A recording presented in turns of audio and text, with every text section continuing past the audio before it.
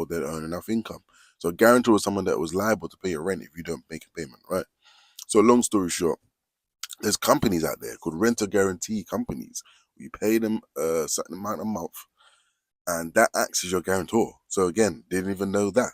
So they're primarily for people that don't live in this country, because UK um residents are only people that can be guarantors. And obviously students that are traveling and whatever, they got people abroad that they can't be guarantors.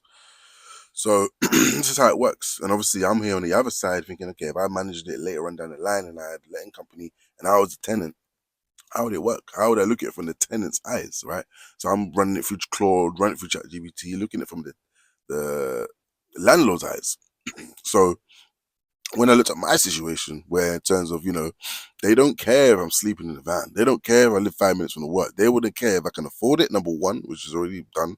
And they want to make sure that, this person's history with debt is healthy, right? And I know everything's in context. And that's why I'm trying to get the letting agent to go straight to the landlord to put it into context, And yeah, so it's like looking at it on that point of view in terms of they've got a mortgage on this house. So I'm like, okay, if I'm paying them, if I'm working at the yield all now. So whether they brought that years ago, or whether they brought it when they had money, whatever, this person obviously is got a mortgage on this property. So if they don't pick me, we're gonna go find somebody else. That's gonna take more time. I'm at the decision making stage. So it doesn't make sense, right?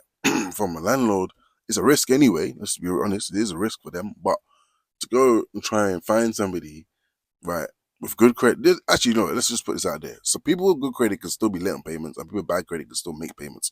It's not a hard and fast rule, right?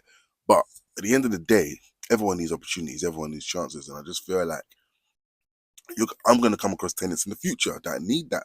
That doesn't mean they're bad people. It just means that they've had a bad past and they're trying their best to fix it.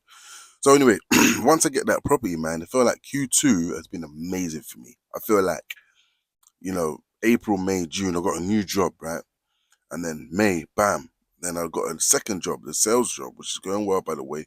Just trying to get my teeth sunk in. And obviously, because this wasn't even a plan, by the way, I just went on Rightmove because that's what I'm doing. That's a job.